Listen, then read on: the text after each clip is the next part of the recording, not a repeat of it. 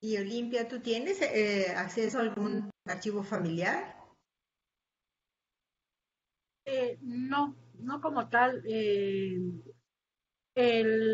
Bueno, el artículo de CRIL que está en el Centro de Estudios de Historia de México integra algunos documentos, sobre todo de carácter financiero, de las actas constitutivas de todas las empresas, y también integra correspondencia de él con otros personajes como Limantur, como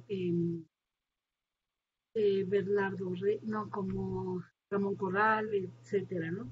Eh, de repente hay recortes de prensa de los viajes que él, de las misiones que él tuvo, por ejemplo, en Costa Rica, pero como tal, así un archivo personal, no. Ese fondo está integrado como de diversos, de diversas informaciones, ¿no? Ok.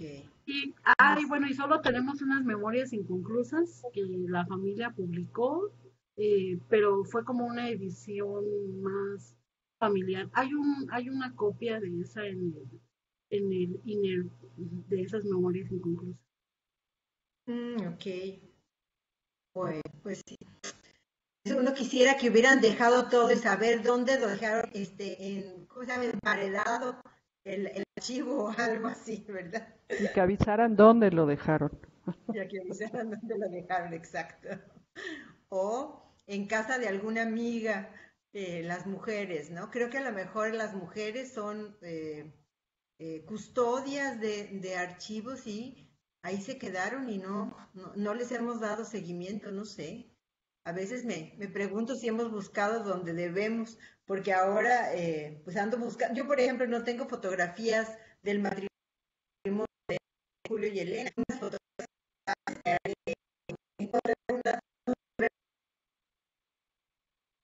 Casi se nos va Laura, ¿eh?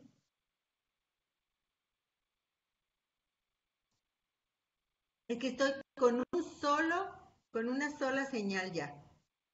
Me voy a ir en cualquier momento, ¿eh? Así como hace rato. Bueno, sí. Bueno, ok. ¿Algo más? O ¿No? podemos ir cerrando. Podemos ir cerrando. Rosario, ¿que tú quieres algo, decir algo? No, creo que ha sido una mañana muy rica. Los trabajos nos han dado para emitir muchos comentarios y creo que los siguientes avances, pues así, esperemos así seguir, ¿no? Ir Ah, afinando más nuestros trabajos. Nos ponen Marisa, con su conocimiento de Molina y los esfuerzos de los trabajos de Laura y de Olimpia para los que seguimos, nos ponen la vara muy alta. Así que tenemos que andar buscando ya, cómo ir armando nuestros textos, los que seguimos, para el mes de junio, ¿verdad, Laura? entonces ahora estamos en abril, mayo, sí, en junio, exactamente. Ujú. Junio. Bueno, Pues entonces seguimos al habla, ya circuló Claudia la lectura, así que tenemos materiales y les voy a mandar cómo ver esta pestaña en el sitio para que sepan que ahí está en cualquier emergencia, ¿no? Creo que vale la pena ir haciendo nuestra biblioteca para recurrir a ella cuando necesitemos. Ujú. Bueno, pues ha sido un gusto, a pesar de las interferencias, estar desde acá y nos estaremos viendo pronto entonces. Cuídense bueno, mucho. nos vemos Hasta pronto. luego, que estén Hasta bien. luego. Un Hasta Gracias. abrazo. luego. Que estén Hasta bien. luego. Un abrazo. Estén Bye, bien. igual. Besos a todos. Ya.